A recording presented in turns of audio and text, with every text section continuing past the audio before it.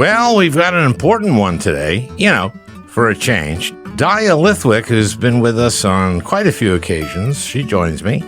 Usually we laugh a lot. This one, not so much, because we're talking about abortion. And also joining me, Sarah Stoesz, who is CEO of Planned Parenthood for Minnesota, North and South Dakota, Iowa, and Nebraska, who gives us a very sobering and really very disturbing look at what has been happening on the ground for years in terms of assaults on reproductive rights in the upper Midwest. For example, there are no doctors in South Dakota who perform abortions.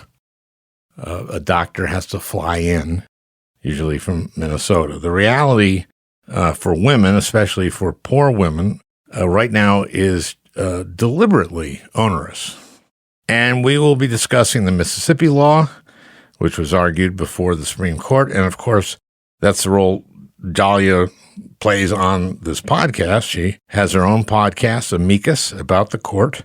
And she talks about the disingenuousness of some of the questioning by the conservative judges, particularly Kavanaugh, and how the real lives of women will be affected if this law is upheld and Roe overturned. It turned out that the evening before we taped this was on Wednesday, so the evening before would be, I think, Tuesday. Dahlia did a Zoom session with Sarah and progressives in Fargo.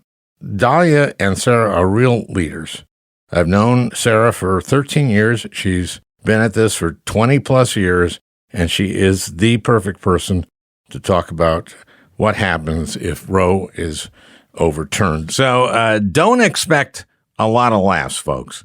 But this is one you got to listen to. But we got Jim Gaffigan next week and David Letterman the week after. So that'll make up for this. Speaking of laughs, I just want the folks in Santa Cruz and Livermore, California, to know that the only former U.S. Senator currently on tour has been extended.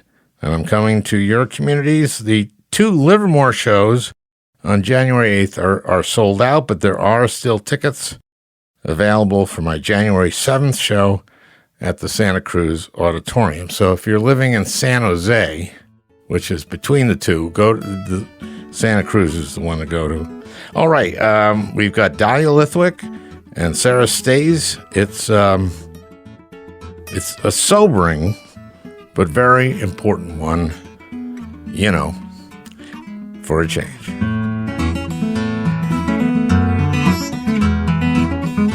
What we're going to basically talk about today is the oral arguments on Mississippi before the Supreme Court. And Dahlia, of course, that's your bailiwick. And Sarah, you chime in on that too. And Sarah, you're on the ground. So, but we picked up with last night was kind of depressing. Was it different? Did it feel different probably because of Mississippi, right, and because of Texas?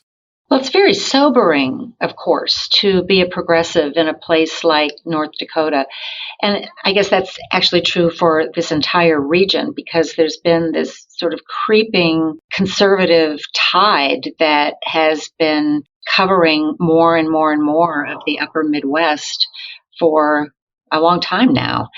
And we have been, for whatever reason, which we can certainly talk about that another time, unable to stop it. So that going to a place like North Dakota, as Dahlia did virtually last night, is shocking. And what I appreciated, though, about Dahlia coming last night to Fargo is that she delivered a very strong message about people there who are progressive not being alone and being seen. And that's the work that we need to do in order to build a movement to change this country, which is the most important thing in front of us right now. Dahlia, were you there virtually? I was not, in fact, in North Dakota last night. I Zoomed in. But I think that one of the things, maybe to tie what Sarah just said back to something you and I have talked about on this show a bunch, Al, was like, I think it was really essential, and I think I said it in 2 different ways. You can't look at this rash of really revanchist, draconian, punitive abortion laws that are happening in the states, and the ways in which it is so misaligned with public opinion, which is wildly in favor of Roe, that's not in dispute, without talking about the kinds of things you and I have talked about so many times on this show, Al, which is just democracy reform. That is a function of gerrymandering, that is a function of vote suppression, that is a function of a profoundly malapportioned Senate and the Electoral College. In other words, if we don't look at this through the lens of minority rule and entrenched minority rule, then we can't solve it. And so one of the things I was trying to draw people's attention to in my remarks was just, you can't just fight the abortion fight alone if you're not really re-upping the fight for, the voting rights bills that are now stuck in the Senate, and for gerrymandering reform, and for one person, one vote, and equal representation, then you're going to keep losing. And so I think it's sort of depressing because you realize that part of the reason we've slid so far in such a compressed amount of time is not because people are now more in support of banning Roe. People's views on this have not actually changed. And if anything, support for Roe is hardened. It's that a tiny minority now holds all the levers, and that's the thing we have to think about. So that, in some sense, is both depressing, but also, I think, the only path through. Well, if you look at the court, that's what you're talking about in a microcosm, because it's 6-3. And it's only 6-3 because of the 16 election and because of Garland, which came before that, obviously. And that was McConnell, obviously, in the Republican Senate, stopping Garland. And that was one. And then that was about, they've already started counting ballots in New Hampshire. There's 8 people who voted there. And then Coney Barrett gets seated, 9 days before the election. So now we have a 6-3 court, and that's what we're talking about here is Mississippi and what that's going to do. So it's only just we've come to a peak in terms of how depressing this is. So no wonder Fargo was depressing last night. But it is also difficult for progressives in a place like Fargo and North Dakota to know specifically what to do about democracy reform. As much as they may care about it, it is hard when they are so outnumbered. And so I think that's the thing that also leaves people feeling a little bit hopeless. I will say that there is one tactic, though, that we've employed in the past, but we have not employed recently, and that we should reconsider. And that is bringing this issue and other issues directly to the voters via ballot initiatives or constitutional amendments or whatever tactics the state constitutions allow. And in North Dakota, there are options. In South Dakota, there are options. We have done this 4 times, twice in South Dakota and twice in North Dakota. And each time we did it, when abortion was directly on the ballot, we won by increasingly larger margins each time. The last time it was 2-1, and that was in North Dakota. And once that happened, the state legislatures, even though they were still resoundingly anti-choice, stopped attacking abortion access for a year or 2. And eventually their fear went away because we were not able, for a variety of reasons, to translate the win at the ballot level into wins at the legislative or at the statewide level. And so that's the trick that we have to figure out now moving forward. What I want to talk about today is both the oral arguments in Mississippi and what it says about the different justices and where Dahlia and you anticipate this going and where I anticipate it going, which is not well, and what the effect of that will be on the ground. Well, in our region, we expect that the states all around Minnesota will go dark, as we say. We know that North Dakota and South Dakota have trigger laws on the books. So if Roe were to fall entirely, abortion would be immediately banned in both of those states. Nebraska and Iowa have indicated their, legislative and leaders and governors have indicated their very strong interest in banning abortion. And so what we've been doing inside our region has been to make sure that we fortify our ability to welcome people to Minnesota. That means making sure that we have sufficient physical infrastructure, so enough health centers and enough capacity in our health centers, that we have enough trained staff, which is no small feat, by the way, not easy to hire abortion doctors. And in other ways to build out our capacity. We're working with the abortion funds, of course, to make sure that there is sufficient financial assistance to help people travel and provide abortion navigators, as we call them, so on, to help people come to Minnesota. But it's not an answer for everybody. That's the thing to remember. As much as we are turning ourselves into knots to make sure that we keep Minnesota as a safe haven and that we're able to care for people and provide them with all the support, there are still people who can't travel for a lot of reasons.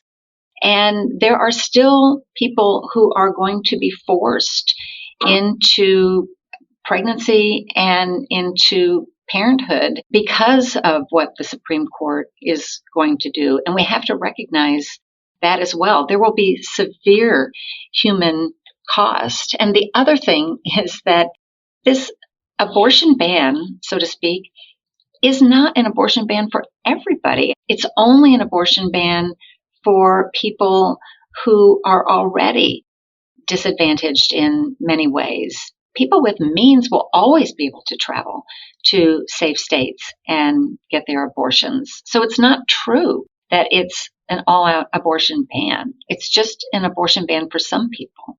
And maybe I would just add, we've seen since September 1st, when SB 8 was allowed by the Supreme Court to go into effect in Texas. That's the second most populous state. 10% of the women of childbearing age in Texas are now living under a 6-week ban. And we have seen it's a natural experiment in what happens when you simply choke off access. As Sarah says, the very, very luckiest pregnant people can go to neighboring states, and some of them have been able to do that, thanks in no small part to abortion funds and navigators and groups that have organized for years to get women out of state.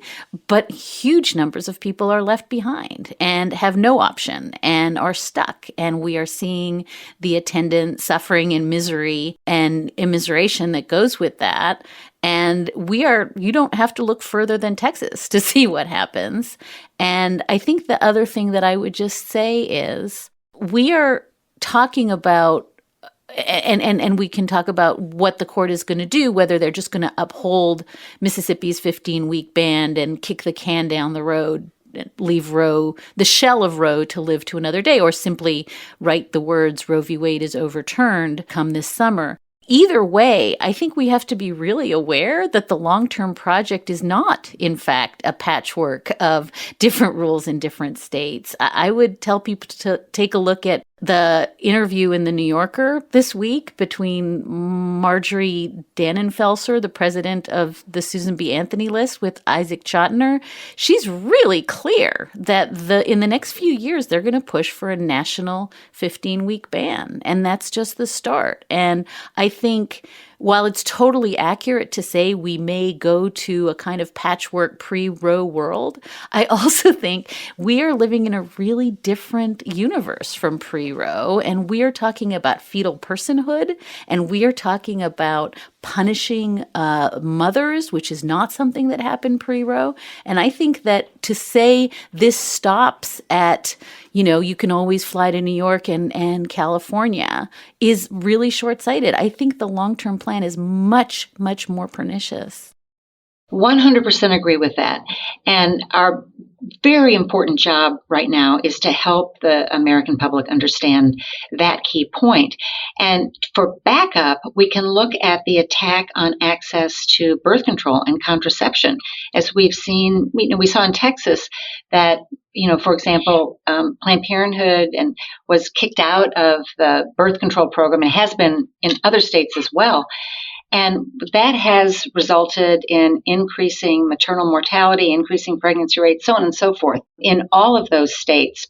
But to think that this effort is going to stop with just abortion is really wrong. Our previous president, of course, imposed a gag rule on the Title X funding that family planning providers across this country have relied on since 1970. But when the gag rule was allowed to go into effect, which meant that we could not refer people to abortion or answer questions about abortion, a couple of years ago under our previous president, it meant that large numbers of providers, all of Planned Parenthood, for example, was forced to withdraw from that program. It's a program that we've used to provide free birth control to people since 1970, so 50 years.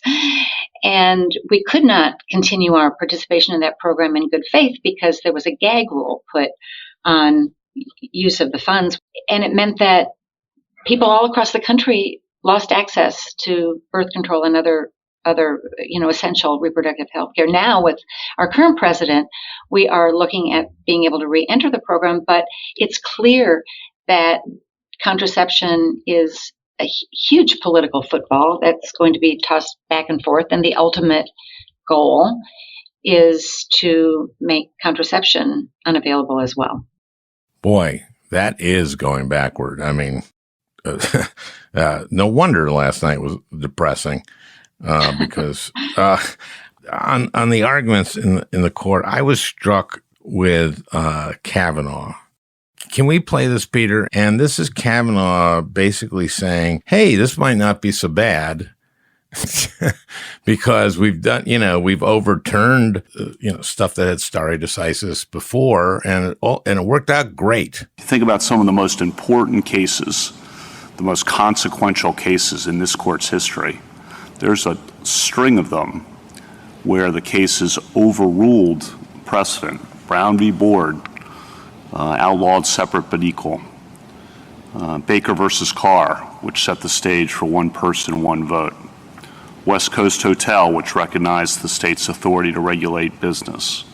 Miranda versus Arizona, which required police to give warnings when about the right to remain silent and to have an attorney present to suspects in criminal custody. Lawrence v. Texas, which said that the state may not prohibit same-sex conduct. Knapp versus Ohio, which held that the exclusionary rule applies to state criminal prosecutions to exclude evidence obtained in violation of the Fourth Amendment. Gideon versus Wainwright, which guaranteed the right to counsel in criminal cases. Obergefell, which recognized a constitutional right to same-sex marriage. In each of those cases, and that's a list, and I could go on, and those are some of the most consequential and important in the court's history, the court overruled precedent. And it turns out if the court in those cases had listened, and they were presented with arguments in those cases, adhere to precedent. In Brown v. Board, adhere to Plessy. In West Coast Hotel, adhere to Atkins and adhere to Lochner. And if the court had done that in those cases, the country would be a much different place. Okay, now I'll let you go off on that, Dahlia. It seemed to me that was an idiotic point. Well, it's worse than idiotic. It's the word I used in all my coverage of the argument was gaslighting. It's the kind of thing you do when you think your listener is profoundly stupid. And unfortunately, gaslighting was definitely the theme of the day. And really, I think the king of the gaslighting was Brett Kavanaugh.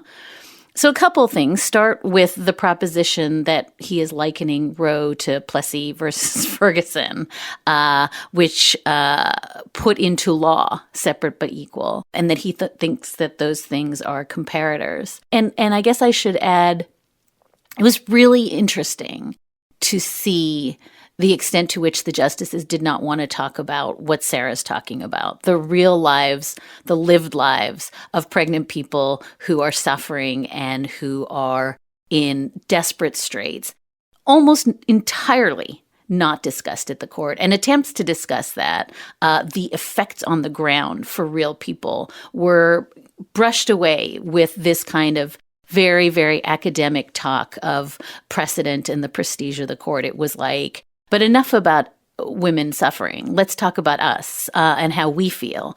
And that was a real through line. And, this was vintage Kavanaugh. And at some point, by the way, when faced with evidence, actual evidence from one of the briefs filed by economists, Chief Justice Roberts said, "Oh, but put all that data aside.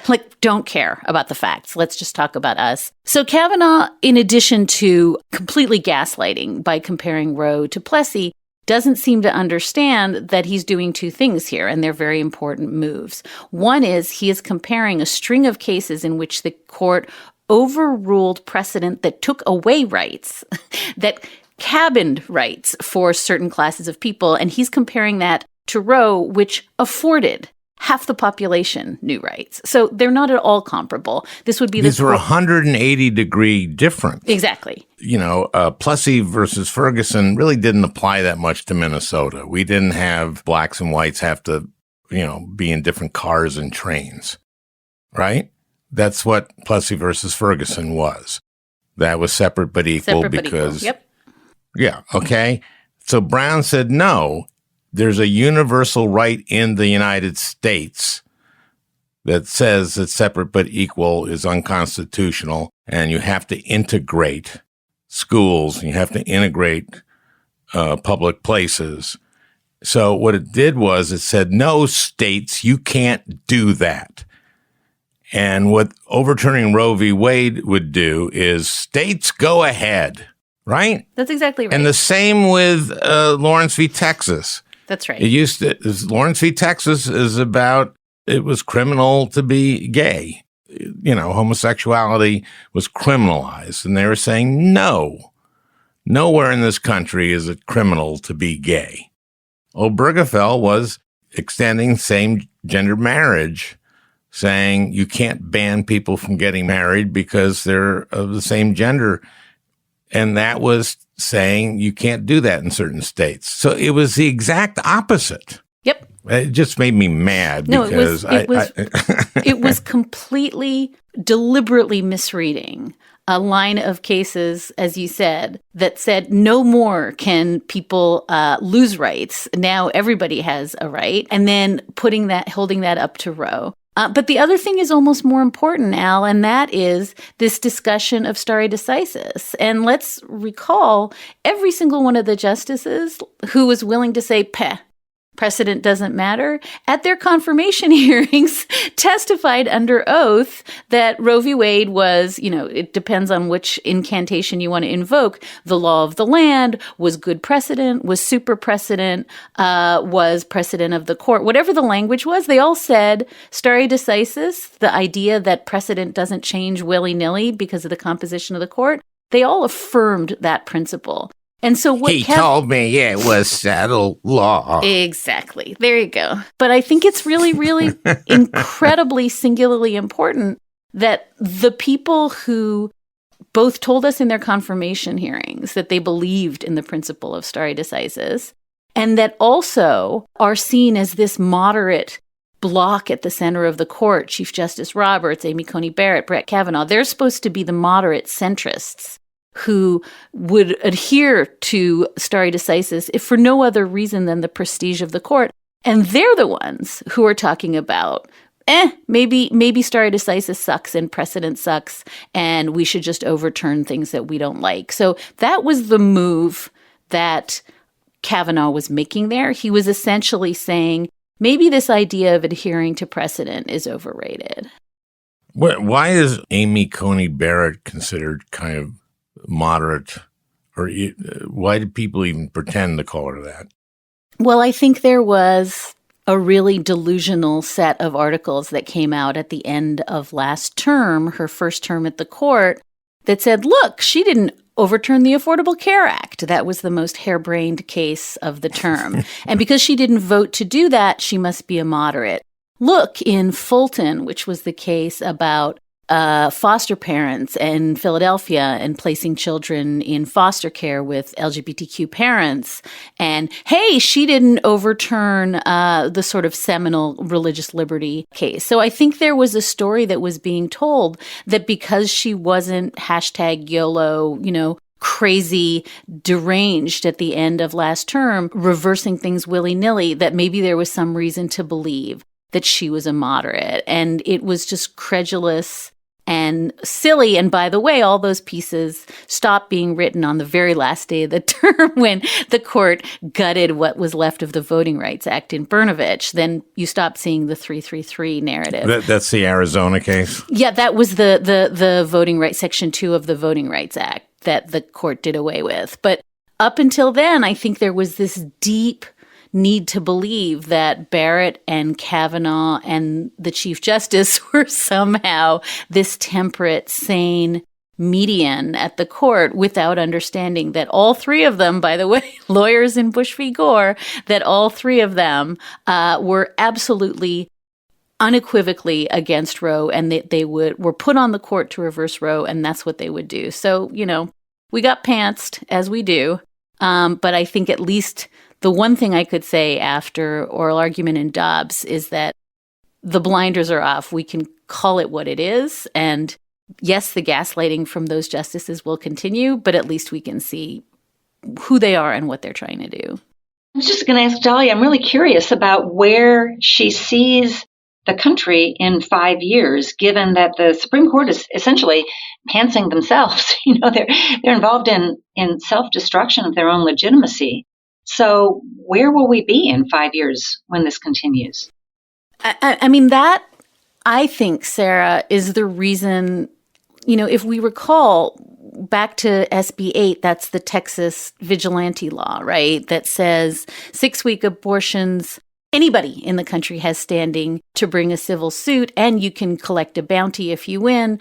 And as a function of that law going into effect, the court let it go into effect on the shadow docket late at night in a 1.5-page unsigned order that gave no real reasons. The reason the court then agreed to hear that SB 8 case and actually had briefing and arguments, I think, was in part because of the backlash, because the country for a moment in September went completely bonkers and said you can't just end Roe in Texas without explaining why. And so they heard it, and that case is pending.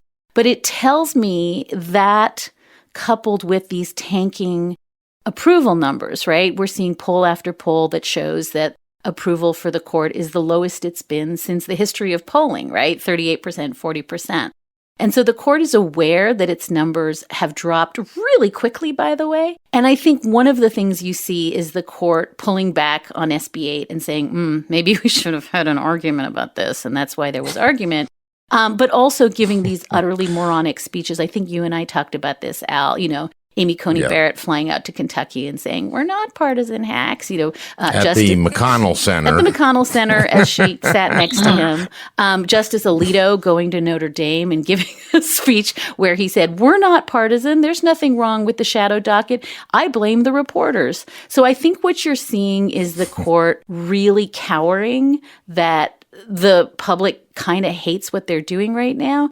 And I had thought misguidedly that would lead to tempering some of the rhetoric and some of the over-the-topness at oral argument in Dobbs. I was wrong, Sarah. They went for it. They were not hiding the ball. There was no attempt, I think, to say, hey, we're going to modulate some of the partisanship because the appearances are so terrible. So I feel like the answer 2 weeks ago for me was they're going to be a little careful. They've got this huge guns case on the docket. They've got a case this week about further enmeshing church and state funding schools in Maine. They've got so much happening. They've got election cases. They've got affirmative action probably coming up.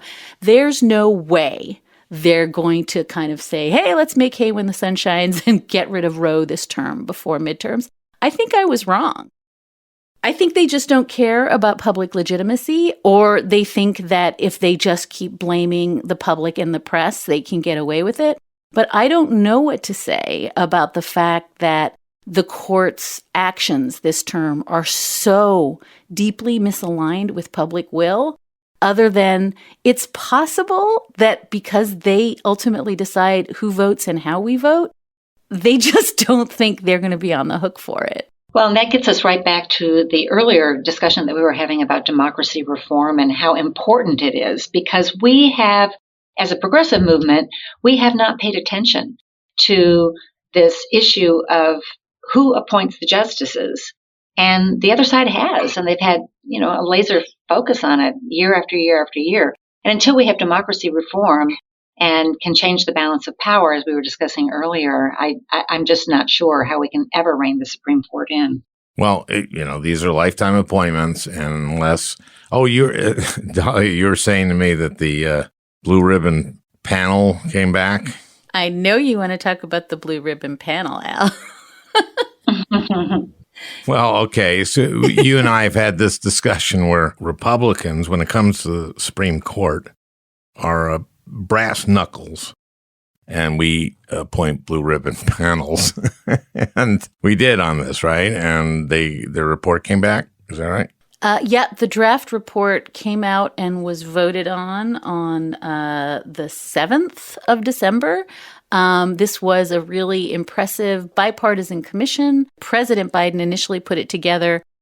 He promised during the campaign that, and this was around the time that Barrett was being mashed onto a seat when voting had already begun in the 2020 election. And then candidate Biden said he was going to look at expanding the court and other reforms. He put together this incredibly impressive bipartisan commission of all the smartest constitutional thinkers in the land. Their task was to think about court reform, whether that was term limits or adding additional seats or jurisdiction stripping. And they spent almost a year looking at those questions. They were explicitly not supposed to make recommendations. So the panel came back with a really smart and scholarly draft report that said, here's the upsides and the downsides of doing court packing, upsides and downsides of jurisdiction stripping, upsides and downsides of term limits, no recommendations. And certainly I think President Biden can feel free to look at those things or not look at those things. But I think, as I've said on this show before, the notion that all of this can get resolved in 2037 as opposed to last spring is the thing that just confounds me, because this happens, this comes down, the report, less than a week after it is manifestly clear in Dobbs that Roe is on the ropes. I was involved in some Tier 2 debate prep. I wasn't on the A team, but I was on the B team or something. And when this came up about whether he would expand the court, right? Remember that was an issue for a while. I basically said, why doesn't he just say, I'll be watching, I'll be president for at least 4 years and hopefully have the Senate. And if Coney Barrett and the rest of the court does things like undo Roe, then I'll pack the court. And maybe that would have stopped him from doing it. I don't know. But I thought that would have been a stronger answer than what he gave. Well, I would just say this, Al. This is just maybe me spitballing as I do. But it seems to me that the minute it became clear that nobody was going to be watching and nothing was going to be done, we had a summer of really horrific shadow docket decisions, not just about SB 8 in Texas, but about the Remain in Mexico policy, about the eviction moratorium. All of that stuff happens in the dark of night in the shadow docket, I think in no small part because the court understood exactly what you just said, which is, oh, there's no consequences for us, so let's go. And so it seems to me that actually the sort of hypothesis you just put forth not only played out on the shadow docket all summer, but it partly explains why the court felt free to say the quiet parts loud in the Dobbs arguments. Sarah, I want to get you to talk about on the ground. And you started to about what's happening in Texas and what you believe is going to happen in the upper Midwest. This is just going to make it much, much more difficult for women to live their lives, right? Well, yes, it is. But I would also like to point out that it is already very, very difficult for women to live their lives. I mean, we're facing something, of course, very serious with the Supreme Court decision. But in fact, the states where I live and work have already passed truly draconian laws. And I always used to say South Dakota was Texas before Texas was Texas. But when you look at South Dakota, it has some of the most restrictive laws on the books already. For example, in South Dakota, a woman must travel to the health center on Monday and be subjected to what the state calls informed consent, but we know is religiously mandated ideological scripting that a doctor is forced to say, which includes things like, if you go ahead with this, you will be at lifelong risk of suicide and depression. Not medically accurate, but irrelevant, obviously, to the legislature that that's true. The person seeking the abortion then has to go through, it's like 12 or 13 pages. They have to sign and initial every page that they understand what is being told to them. That document goes into their patient record. So it's permanent part of their patient record, as if it's healthcare, which it is not. They then have to go away for 72 hours and ponder their decision, and then they can come back and they can have their abortion. Moreover, because there are no doctors in South Dakota who are able to perform abortion, either because they choose not to or because they would like to, but they happen to work for a health system in South Dakota, and the health system prohibits them from doing it. So a condition of their employment is that they can't moonlight for us. We therefore have to fly doctors in and out. Each doctor has to go in twice to see one patient to perform one procedure. So if anything happens, they fly in on Monday, then there's a snowstorm on Thursday, and they can't make it back by Thursday. The whole thing has to start over again the following week. You can't roll the so-called informed consent forward. So that's just an example of the way that people are already living in South Dakota. And that means it is very, very difficult to get an abortion in South Dakota already. Obviously, what the Supreme Court does is going to make it much, much worse. But I don't think it's a good idea to turn away from the very cruel reality on the ground already. We've been in litigation in South Dakota for I've been CEO of this affiliate for 20 years. We've been in litigation the entire time against one crazy thing or another, and we still are. And that's duplicated in many other states. I'm just using South Dakota as an example because it is right next door to where I sit. But this is happening in states all across the country. And, obviously we know that if the Supreme Court does what it appears that they're going to do, that a large number of states will immediately take action to make people's lives even more difficult than they currently are. But it's already pretty hard. We had a person come for an abortion not that long ago who brought her 4 children with her twice, because she had to go in twice, remember, in South Dakota. And there was no one to watch her children. We had a patient who came to us in St. Paul, but she had started out in a town in South Dakota. Again, this happens to be a South Dakota example, but it could be anywhere. And because she was required to go in twice in Sioux Falls, she couldn't make that work with her work schedule. So that she then called North Dakota, where there is a clinic in Fargo, and they only operate one day a week. And she couldn't make that work out either. They couldn't fit her in. She then finally went and contacted a place in Colorado, and they unfortunately were not able to see her because by that point in her pregnancy, she needed a certain level of care that they could not provide. She then ended up at our health center in St. Paul. So basically, she went to check out South Dakota, North Dakota, and Colorado before she finally ended up in Minnesota. And again, that's just the reality for people's lives these days. Fortunately, she was able to get what she needed, but many people just aren't. And so they're forced. The state effectively takes control of their lives and their bodies and forces them into pregnancy and parenthood. Can I ask you about, a pregnancy? You can learn things in your pregnancy that may make you want to have an abortion after a certain point.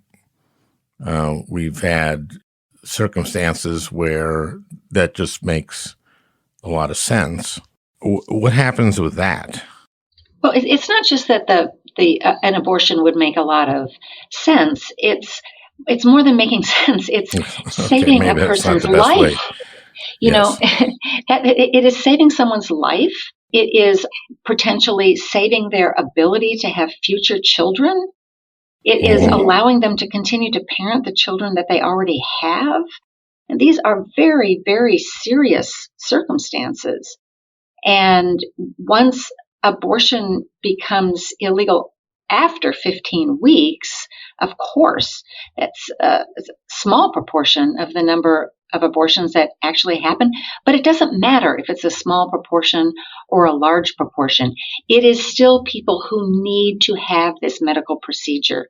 Can you give me a circumstance where you find out that if you continue carrying the fetus, that it could jeopardize your ability to have babies later? There are lots of different circumstances. So one example might be someone who discovers, because this is an undiscoverable fact early in pregnancy. It is not discoverable until later in pregnancy, that the fetus is not going to develop in a way that it can survive after birth. So it could still grow and it could still, be well past 15 weeks before it is delivered, but it won't survive. And how cruel to force the pregnant person to carry that pregnancy, and also how cruel to the fetus itself, who then could be born and suffer terribly before it finally dies. I didn't hear this brought up. What is the answer? What does Alito say to that? Well, can I just say, and Dahlia, I know you will have a lot to say about this too, but the lives of real women were not brought up in the arguments. It was as if women and pregnant people were just sort of irrelevant, and people's lives irrelevant.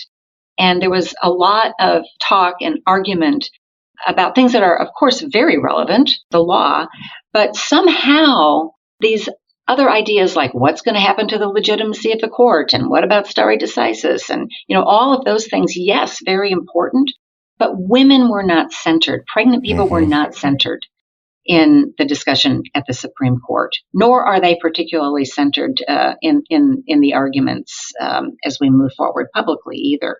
Well, that's why I brought late term up, and also rape. These are real situations, but it's especially cruel. Both are cruel, but a late term situation where you're going to jeopardize a woman's ability to have other babies, and also the baby is not going to be viable, or the fetus is not going to live. What is their response to that? I know we didn't hear it in the arguments, but what is the response to that? Honestly, Al, they just don't care. They truly just simply don't care. And while it is very important for us to talk about these kinds of cases, because it helps to really illustrate and help people understand what's going on, I also really think it's important to say that every person who makes a decision to have an abortion is making a legitimate choice. And it doesn't matter if they are raped. It doesn't matter if they are 6 weeks along or 10 weeks along or whatever it is. We need to trust people to know what is right for their own lives. And we have to be careful about drawing distinctions between good abortions and legitimate abortions and those that are not. Yeah, I just the late term situation to me is I just want to throw it in Alito's face is basically what I want to do. But yeah, it's really cruel. And, in our health center here in St. Paul, where I'm sitting today, we are one of the very few places in the entire upper Midwest that sees women past a certain point in pregnancy. So people come here to us from all over the country and are in very, very difficult circumstances. Can I just pull on one thing that Sarah is saying that I think is so really essential and kind of got missed? It's not just that women and their lived lives were invisible to the court. It's that I think the language of women as incubators really was centered. And I'm thinking of Amy Coney Barrett and her insistence several times that because states now have these wonderful safe haven laws, which allow them to drop babies off without criminal penalties, that somehow this takes away any burden on the mother because we have essentially a reverter to the days where you could drop the newborn off at the fire station. And so that means that there's no penalty or cost to carrying to term. I'm thinking of Clarence Thomas talking about maybe, we could change fetal endangerment to earlier in the pregnancy. I mean, this puts a lie to, and I'm just thinking of everything Sarah just said about all those scripts that were written, right? That said, we just are telling you all this information, even if it's not true, because we want you to make good choices. And we want a 72-hour waiting period because we want you to make good choices. We just want wider, hallways in the clinics, right? We want an HVAC system that isn't necessary. All of that is because we are centering these mothers and we want them to have healthy procedures and make good choices. That's been the pretext since Casey, since 1992. It's all under the bucket of we love women. We just want them to have good information and make good decisions. And just look at how quickly that falls away. We're no longer talking about helping women make good decisions. Now we're just talking about they can incubate this baby and when they give it up, resume their lives without any understanding of A, how dangerous it is to carry to term for a lot of people, but B, what it says about just cavalierly saying, you'll just make the tricky decision about giving it up for adoption. That's not a burden. And so I just really, really want to point out that the falsity of years and years of these trap laws, the targeted regulation of abortion providers that were ostensibly just helping mothers make good choices, is gone. That's just gone. And now we're seeing a really punitive new regime that says we don't actually care about the mothers. By the way, states like Mississippi that have the worst maternal and infant mortality rates, that have the worst outcomes for mothers and babies, now you're hearing a lot of these life groups saying, oh, we're going to have to do better on like the social safety net, and we're going to have to try to make sure that people get health care and family leave, all the stuff they haven't cared about at all. Now they're saying, oh, there's going to be all these extra babies and we need to think about that. But I just want to really lift up what Sarah is saying, which is all of this, all of the whole pretext that we were doing this to help mothers is now gone. Mothers now, and we're seeing this all over the country, are being prosecuted for miscarriages, for drug use during pregnancy. Mothers are not just incubators, they are themselves on the hook for the welfare of the babies they carry, and that is not centering women. That is exactly right, Dahlia. I completely agree 100%. And if you look at the health system, especially in rural America, you can see that there are fewer and fewer places around our country in rural America for women even to safely give birth in a hospital. Community hospitals have closed, or they no longer agree to deliver babies. And so women live hours away from a safe place to give birth. That is not something that the other side seems to care about one little bit. So they're willing to just abandon pregnant women to their pregnancies. You don't even, circle around and help them give birth in a safe way. And of course, we also know that maternal mortality rates in our country are shocking and among the worst in all developed countries, and getting worse. And also, of course, that burden falling more and more disproportionately on Black and BIPOC women as well. So, hypocrisies abound here. And Sarah, maybe can you just talk for 1 second? Because I think this also goes back to what you were saying about even just talking about contraception, even talking about pregnancy prevention, because I think another piece of this, in addition to, there are not prenatal care, there's not a safe place to give birth,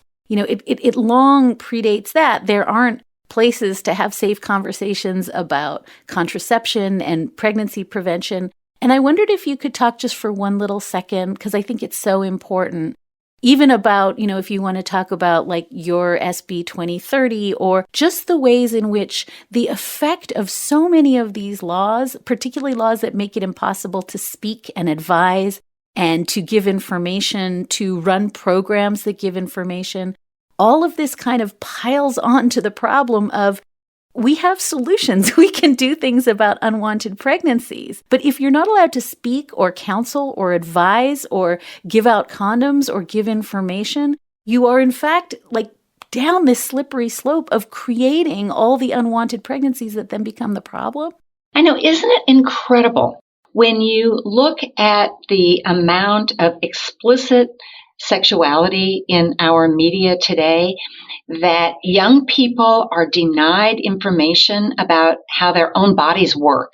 So they don't know about pregnancy. They don't know how to protect themselves from sexually transmitted infections. They don't understand things like consent. And what we have seen in legislatures around the country, and particularly in my region, has been a strong stepping up on the part of these conservative legislatures and governors and attacking our ability to just tell the truth. And when I say our, I mean kind of, our, the movement writ large, not just Planned Parenthood, but our ability to talk about things like how your body works. So attacks on funding, we lost all funding in Iowa recently, and have had to curtail very much what we've been able to do there. In North Dakota, a big attack on anybody that even collaborates with us to talk about human sexuality and the human body. And it means that not only do people not have access to health care, they don't even have access to information to understand how their bodies work. It's a basic human right, in my opinion, to be able to understand and talk about how your body works. And even that is being rolled back all over this country, and particularly here in the upper Midwest. The debate over abstinence-only sex ed in Lies and the Lying Liars, tell them a fair and balanced look right. I wrote a letter to all these conservatives to ask them to tell me their abstinence story. Right. And I said, was there ever a point where you were tempted and almost lost, your virginity, but you didn't because of will? And I didn't get any back. But I would send it to like William Bennett and Phyllis Schlafly and but it just is like, are you people kidding? And if you want to prevent unwanted pregnancies, you know what would be a good idea is to tell people how not to get pregnant. It's funny. I was looking back at some sex ed materials from the 50s. And of course, we think about the 50s as a very repressive time, and it was in many respects. Let's not go back there. I'm not advocating that. But yes, nonetheless, you are. No. But nonetheless, the materials that were being distributed in public schools around the Midwest were actually not that bad. They were very factual and pretty explicit and explained in great detail what the birds and the bees are all about and, what it means and how things work. And this part fits into that part. And, this is the result and so on and so forth. We don't even have that anymore in many of our schools. It's just gone. So, huge generation of kids are not learning what it is that they need to learn, except, of course, we have our friendly internet. And so people are able to go there. I was thinking when they wanted to burn, the school board wanted to burn Beloved. Yes. Because it was pornography. Yeah. They said. And just thinking of a school board meeting where the parents agree with them and go like, my son gets plenty of pornography at home on his iPad. You're right. School is supposed to be a break from the pornography. I mean, and maybe this is just a good place to again, something that Sarah said that I think we don't always think about, which is this doesn't stop at abortion. This is about access to contraception. Amy Coney Barrett is the first justice who, at her confirmation hearing, wasn't willing to say that Griswold versus Connecticut was good law. Everybody else was like, oh, of course, that's established super precedent. That's the case that allowed you to use contraception in your marriage. And that one's on the table. And there's a Trump judicial appointee who was confirmed who worked not just against contraception, but against IVF, against surrogacy. She signed an ad in the South Bend newspaper for a group that was against in vitro fertilization. No, I mean, I think it's really clear that if the movement wins on abortion, the next thing is, this is the problem with fetal personhood. The next thing to go is surrogacy and IVF and contraception and the morning after pill. And this isn't the end point. And I think that one of the things that again, we're very myopic when we get focused on, if Roe goes down, there'll be an underground railroad and we'll get people to New York and people can fly to Japan and it's all going to work out. But this is just a much, much longer, and here I'm going to say theological project about fetal personhood. And I think to kind of have the aperture so narrow that you're laser focused on this will end abortion doesn't begin to sort of get into the idea that the next stuff that I think is in the crosshairs is things like contraception and IVF. Right. And we in the movement tend to fall into that trap a little bit because particularly those of us who are providing abortion, because our very strong instinct is to jump in and try to solve the problem for individual women and people who need abortion. And that's fine. That's all well and good. But it distracts in a way from this larger point, Dahlia, that you're making, and that I want to also underscore, which is that this is just a first step in the journey toward dismantling access to all of this, these very, very important things that we take for granted in our lives right now. And I think people in our country just assume because birth control is so embedded in our culture, and even Catholics use birth control, almost 100% support. It's like, we breathe air, we use birth control. They're not going to take away air. They're not going to take away birth control. It's not going to happen. But in fact, it is going to happen. And if you look at this attack that I was talking about earlier on the Title X program, which again was established in 1970, Richard Nixon signed it into law. Think about that. And it had very broad bipartisan support for decades. And could you explain Title X for us? Title X is a program that it effectively makes birth control and family planning services available to everybody, regardless of how much money they have, who they are. Even people that don't have documents can can access Title X, teenagers, anybody that says, I'm sexually active and I would like to have birth control, gets birth control under Title X, or did until the program began to be dismantled because of the gag rule under our previous president. So the fact that that happened, and we lost, we litigated, we did not win. And so we have had to live with the dismantling of Title X. It was unthinkable when I started leading Planned Parenthood 20 years ago. It was unthinkable that Title X would go away. It was unthinkable that really and truly people in this country would lose access to birth control. Even talking about it today, I sort of feel like it, makes me sound like I'm a crazy person with my hair on fire, running around the conservative upper Midwest, or crying wolf. But I don't think that's true. I think that there is a very real danger that we are going to lose all of these things in our lifetimes, not in some, far away, distant point in the future. I just have to think there would be such an enormous backlash to that, because as you say, it's 99% of Catholic women sometime in their life use contraception. Well, there wasn't a backlash when Title X, when the gag rule was implemented in Title X. And again, I don't think people understood that. They didn't understand.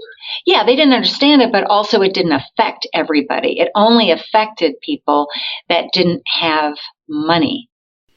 I mean, we keep saying there's going to be a huge backlash when the court overturns Roe. On the first day of September, the court nullified Roe in all of Texas, and people were exercised for 3 days and moved on. And I think we've normalized now that there's a 6-week abortion ban in Texas, and oh well. I just am not sure that counting on the backlash is the way to go here. I think that what Sarah is saying. Well, I'm talking about contraception, and I do think as much as people care, have very, very strong feelings about Roe v. Wade, I think it's almost universal on contraception, almost. Well, I'm just saying what happened to Title X is the canary in the coal mine. And what has happened to state funding for birth control all across this country, same thing, or the refusal to expand Medicaid so that people can have access to birth control. It's the canary in the coal mine. It's coming. And one woman in 4, if the statistics are correct, has had an abortion. So I just think there's this notion that you can disaggregate it from the actual experiences of actual people, but that's just not correct. I think that this is a power problem, not a reality problem. And, as I said when I opened, this is, the Electoral College that gives us presidents who are not elected by majorities, and a malapportioned Senate that confirms their Supreme Court nominees, and an anti-majoritarian court that puts into effect laws that don't reflect what anybody wants. And I think in a really deep way, we are looking at the end of Roe and saying, well, it doesn't really, really matter because it's not as onerous as losing the right to contraception. But I think it's, Well, I'm not saying that. No, I'm not accusing you of saying that. I'm just saying this is how slippery slopes work, and this is how frogs boiling in pots feel. And maybe the only other thing I would say is, I hate hearing Sarah say we're running around like crazy people and we sound hysterical, because that was exactly the language of Republicans in the Senate during the confirmation hearings of Kavanaugh and Barrett, where they were openly mocking Democrats for saying the right to choose is on the line. And so I think I put it under gaslighting, to continue to say, particularly to women, you're out of your mind, you're hysterical, you're overreacting. You've been saying that, Roe is under threat since the day it came into being. I hate that sense that we have to apologize for being hysterical as the ground is falling out from beneath our feet. Can I just say one positive thing? Please. Well, we are seeing large numbers of medical professionals speaking out about this issue. And they will speak out more and more loudly, as we really get into this whole contraception thing.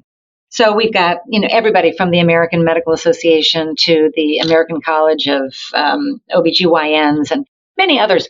And yes, they have, it's not like they haven't ever spoken in the past, but they're coming on now with a louder voice. And I'm raising that because as an abortion provider, we have been so stigmatized and ghettoized over the years and not considered part of quote unquote mainstream healthcare. We have to have a separate abortion clinic.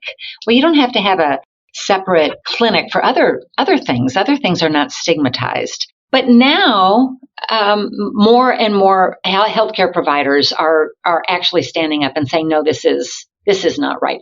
I will feel even happier and be able to end on an even more positive note when I can say that they are actually taking responsibility for providing abortion.